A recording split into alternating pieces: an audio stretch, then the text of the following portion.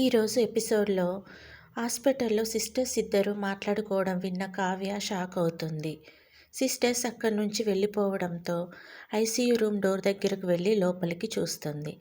లోపల రాజ్ శ్వేత చేయి పట్టుకొని ఓదారుస్తూ ఉంటాడు.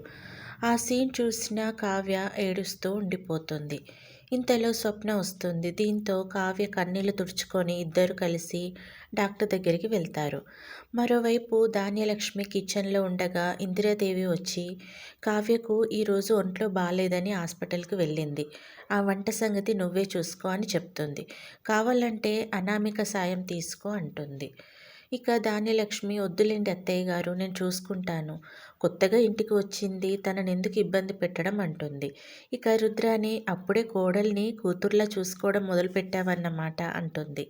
దాంతో ఇందిరాదేవి అందరూ నీలా ఉండరు కదా అంటూ కళ్యాణ్ బయటకు వెళ్తుంటే పిలిచి తన రూమ్లో గీజర్ పనిచేయడం లేదని, అలాగే తాతయ్య బట్టలు కుట్టడానికి ఇచ్చానని ఆ టైలర్ ఇంకా తీసుకురాలేదని చెప్పడంతో నేను చూసుకుంటానులే నానమ్మ అంటూ కళ్యాణ్ వెళ్ళిపోతాడు.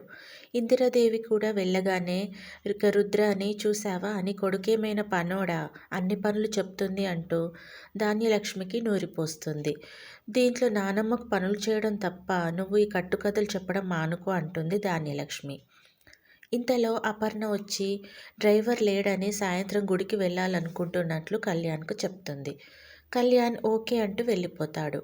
హాల్లో బుక్ చదువుతున్నట్టు బిల్డప్ ఇస్తున్న అనామిక అంతా గమనిస్తుంది.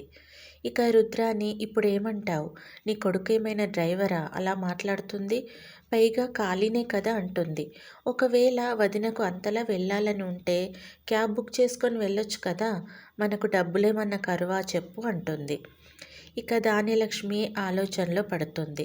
ఇంతలో స్వప్న కావ్య ఇంటికి వస్తారు. కావ్య రాజు గురించే ఆలోచిస్తూ ఇంట్లోకి వస్తుంది. ఇక ఇందిరాదేవి ఎదురుగా వచ్చి ఏమైందని అడుగుతుంది.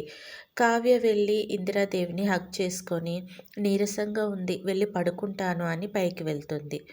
రాజ్ శ్వేత గురించి ఆలోచిస్తూ ఏడుస్తూ కూర్చొని ఉంటుంది. ఇక ఇంట్లో అందరూ డైనింగ్ టేబుల్ దగ్గర భోజనం చేస్తూ ఉంటారు. అనామిక వడ్డిస్తూ ఉంటుంది. ఇంతలో రాజు వచ్చి అదేంటి కళావతి లేదా, అనామిక వడ్డిస్తుంది అని అడుగుతాడు.